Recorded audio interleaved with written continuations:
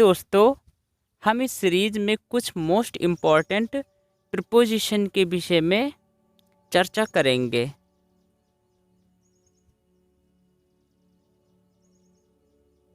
सम most important preposition. तो आज की प्रीपोजिशन जो है हमारी अबाइड के साथ है। किसके साथ है?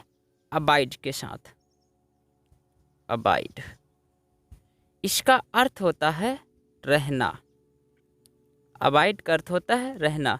इसके साथ हम लोग 4 प्रीपोजिशन जोड़ते हैं।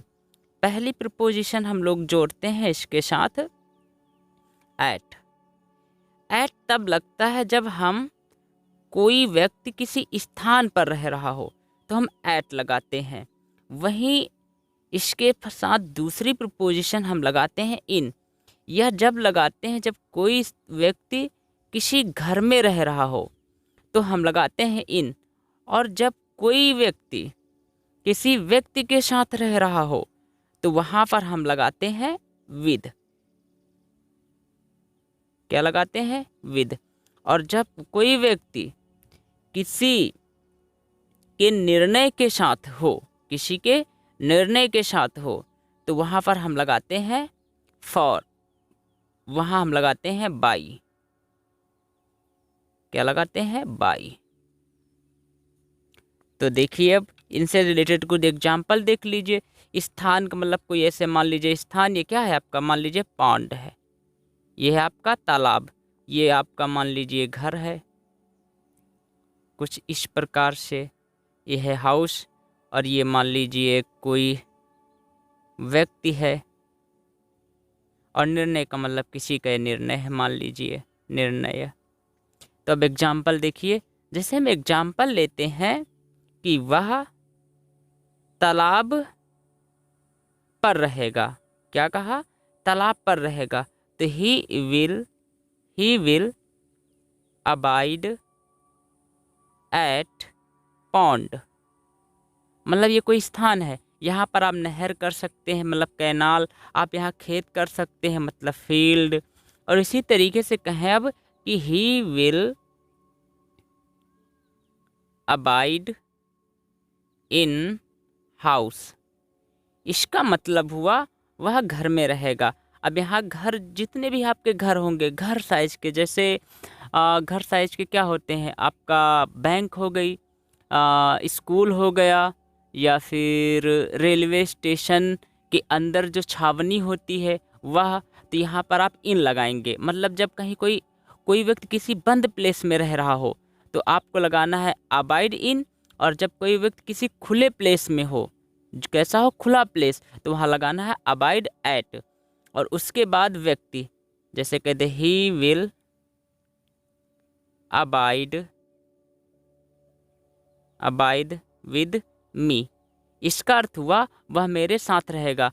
यहाँ पर किसी भी व्यक्ति के साथ, जैसे कहते वह मेरी बहन के साथ रहेगा तो he will abide with my sister. वह मेरी माताजी के साथ रहेगा, ही will abide with my mother. या कह दे वह मेरे दोस्त के साथ रहेगा, ही will abide with my friends. यहाँ पर आप कोई भी व्यक्ति ले सकते हैं, यहाँ पर कोई भी आप व्यक्ति ले सकते हैं मी के स्थान पर। अब निर्णय, जैसे कह दे he will abide by my decision. इसका अर्थ हुआ वह मेरे निर्णय के साथ रहेगा। वह मेरे निर्णय के साथ रहेगा। डिसीजन, वह मेरे निर्णय के साथ रहेगा। अब यहाँ पर देखिए, निर्णय का मतलब हुआ कि मैंने कोई एक बात कही, या फिर मैंने किसी बात पर एक अपना पक्ष रखा और वही मेरा निर्णय हुआ। सामने वाला मेरे निर्णय को मान ले तो इसे ही हम कहेंगे कि वह मेरे निर्णय के साथ रहा, या उसने मेरे निर्णय का पालन किया।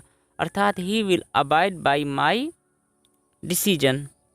आई होप आपके ये सभी क्लियर हो गए होंगे। नेक्स्ट देखिए, एंग्री। एंग्री का अर्थ होता है क्रोधित होना। क्रोधित होना। अब यहाँ पर एंग्री के साथ हम यूज करते हैं 3 प्रपोजिशन। कितने? 3 प्रपोजिशन।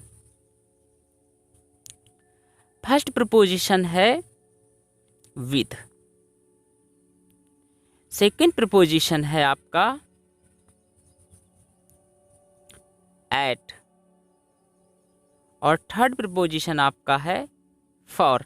विद लगता है जब कोई व्यक्ति किसी व्यक्ति से क्या हो, क्रोधित, किसी व्यक्ति से क्रोधित हो तो आप लगाएंगे विद। लेकिन जब कोई व्यक्ति किसी वस्तु से क्रोधित हो तो आप लगाएंगे एट। और जब कोई व्यक्ति किसी कार्य से मतलब किसी क्रिया से क्रोधित हो तो आपको लगाना है फॉर। जैसे विद का अर्थ यह हुआ कि वह मेरे पिताजी से क्रोधित है तो आप लगाएंगे विद। वह मेरी माताजी से क्रोधित है तो आप लगाएंगे विद। वह मेरी बहन से क्रोधित है, आप लगाएंगे विद। अर्थात विद आप जब जब लगाएंगे जब जब कोई व्यक्ति किसी व्यक्ति से क्रोधित हो।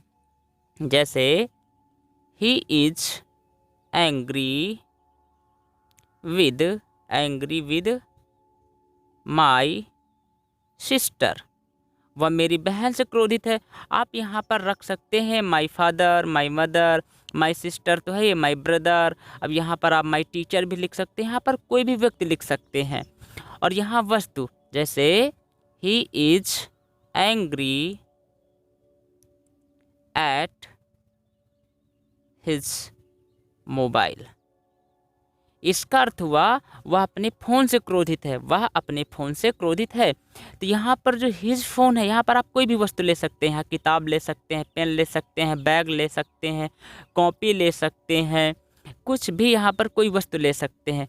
लेकिन यहाँ पर फॉर जब लगाएंगे जब कोई किसी क्रिया से क्रोधित हो। जैसे he is angry for your going, इसका अर्थ हुआ वह तुम्हारे जाने से क्रोधित है। देखो यहाँ तुम्हारा जाना एक क्रिया है, चूंकि वह ऐसे चलकर कहीं जा रही है, क्या है आपकी क्रिया। तो he is angry for your going, यहाँ पर आप ये भी लिख सकते हैं he is angry for your laughing, तुम्हारी हंसी से क्रोधित है। या फिर कह सकते हैं he is angry for his debating, वह उसके लड़ाई करने के तरीके। डिबेटिंग का मतलब क्या होता है, जब कई ग्रुप में कई लोग आपस में किसी बात पर चर्चा कर रहे हों और उसमें वो लड़ाई कर रहे हो, अपने आप को बड़ा सिद्ध करने की कोशिश कर रहे हैं, तो वहाँ लगाते हैं हम debating. He is angry for his debating. तो आई होप आपको ये भी 3 प्रपोजिशन समझ में आ गए होंगे। तो एक ओवरऑल हम एक बार फिर से पूरा रिवीजन करते हैं, हमने क्या पढ़ा।